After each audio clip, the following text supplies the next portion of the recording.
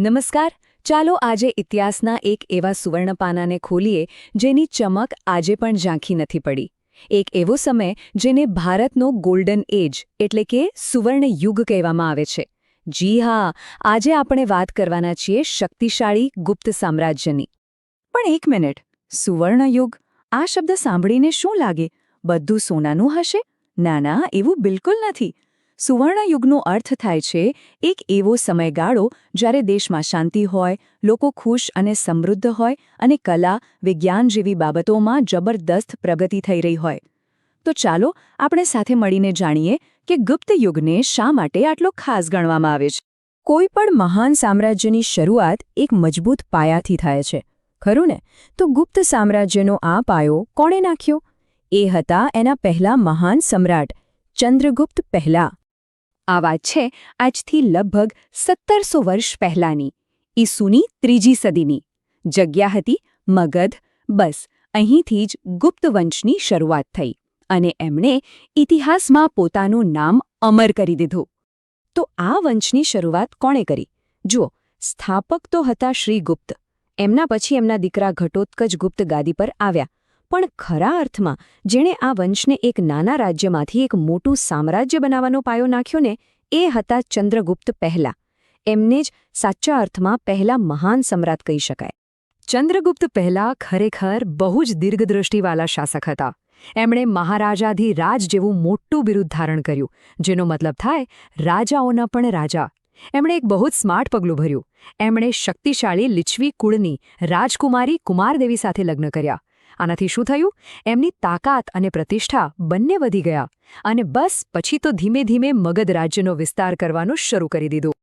હવે વાર્તામાં એન્ટ્રી થાય છે ગુપ્ત સામ્રાજ્યના એક સાચા સુપરસ્ટારની, એક એવા યોદ્ધા કે જેમના વિજયનો ડંકો આખા ભારતમાં ગુંજતો હતો. એમનું નામ હતું સમુદ્રગુપ્ત. ચંદ્રગુપ્ત પહેલા પછી એમના વીરપુત્ર સમુદ્રગુપ્ત ગાદીએ આવ્યા અને એમને ભારતના ઇતિહાસના સૌથી મહાન વિજેતાઓમાંના એક ગણવામાં આવે છે. સમુદ્રગુપ્તના પરાક્રમોની વાત કરીએ તો લિસ્ટ બહુ લાંબુ છે. એમણે ઉત્તર ભારતના તો લગભગ બધા રાજ્યો જીતી લીધા અને એટલું જ નહીં, દક્ષિણ ભારતના 12 શાસકોને હરાવ્યા. વિચાર તો કરું, એમણે એક વિશાળ સામ્રાજ્ય બનાવ્યું. અને આ બધી જ વાતો, એમના વિજયોની ગાથા પ્રયાગરાજમાં આવેલા એક સ્તંભ પર કોતરાયેલી છે, જેને આપણે પ્રયાગ પ્રશસ્તિ તરીકે ઓળખીએ છીએ. પણ એક મિનિટ, સમુદ્રગુપ્ત એટલે શું? ખાલી યુદ્ધ અને તલવાર? ના, બિલકુલ નહીં. એમના વ્યક્તિત્વની બીજી બાજુ પણ એટલી જ પ્રભાવશાળી હતી. એ જેટલા મોટા વિજેતા હતા એટલા જ મોટા કલાપ્રેમી પણ હતા. એ પોતે એક ઉત્તમ કવિ હતા, એટલે તો એમને કવિરાજનું બિરુદ મળ્યું હતું. અને સંગીતનો તો એવો શોખ કે એમના સમયના સિક્કાઓ પર એમને વીણા વગાડતા બતાવવામાં આવ્યા છે. અદ્ભુત છે ને? સમુદ્રગુપ્ત પછી ગાદી સંભાળી એમના પુત્ર ચંદ્રગુપ્ત બીજાએ, જેમને ઇતિહાસ વિક્રમાદિત્યના નામથી વધુ ઓળખે છે. અને એમના શાસનકાળમાં જ ગુપ્ત સામ્રાજ્ય પોતાની સફળતાની ટોચ પર પહોંચ્યું. એટલે જ કહેવાય છે કે ચંદ્રગુપ્ત બીજા એ જ હતા સુવર્ણ યુગના સાચા શિલ્પી. એમના સમયમાં જ શાંતિ, સમૃદ્ધિ અને સાંસ્કૃતિક વિકાસ એટલો બધો થયો કે યુગને ખરો સુવર્ણ યુગ કહેવામાં આવ્યો. વિક્રમાદિત્યના દરબારની સૌથી ખાસ વાત શું હતી ખબર છે? એમના નવરત્નો. મતલબ કે એમના સમયના 9 સૌથી બુદ્ધિશાળી અને પ્રતિભાશાળી લોકો એમની સાથે કામ કરતા હતા. જરા નામ તો જુઓ: મહાકવિ કાલિદાસ, મહાન વૈદ્ય ધન્વંતરી, ખગોળશાસ્ત્રી વરાહમિહિર, આ બધા એમના દરબારમાં હતા. આના પરથી જ ખબર પડે કે એ યુગમાં જ્ઞાન અને કળાને કેટલું મહત્વ અપાતું હતું. હવે કોઈને એમ થાય કે આ બધી વાતો આપણે જાતે તો નથી કહેતા ને, તો એનો પુરાવો પણ છે. એ પણ એક વિદેશી યાત્રાળુ પાસેથી. ચીનથી આવેલા ફાહિયાન એ સમયે ભારતમાં હતા. એમણે પોતાની નોંધમાં લખ્યું છે કે અહીંના લોકો ખૂબ જ સુખી અને સમૃદ્ધ છે. કોઈને શારીરિક સજા નથી થતી, ન્યાય સૌને માટે સમાન છે અને રાજાનો વહીવટ એકદમ ઉત્તમ છે. હવે આનાથી મોટો પુરાવો શું હોઈ શકે? પણ વાત અહીં જ નથી અટકતી. ગુપ્તયુગ એટલે માત્ર કળા, સાહિત્ય કે સારો વહીવટ જ નહીં. વિજ્ઞાન અને ટેકનોલોજીમાં પણ એ લોકો બહુ આગળ હતા.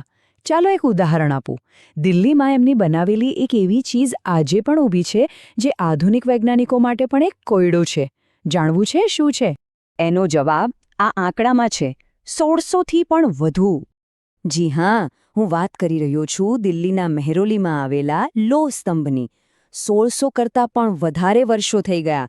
આટલી સદીઓથી એ ખુલ્લામાં તડકો, વરસાદ બધું સહન કરીને ઊભો છે, પણ એને હજુ સુધી જરાય કાટ નથી લાગ્યો. વિચાર કરો, એ સમયની ધાતુ વિજ્ઞાનની ટેકનોલોજી કેટલી આગળ હશે. ખરેખર એક જીવતો જાગતો ચમત્કાર છે આ. પણ ઇતિહાસનો એક નિયમ છે, દરેક ચડતી પછી પડતી આવે છે.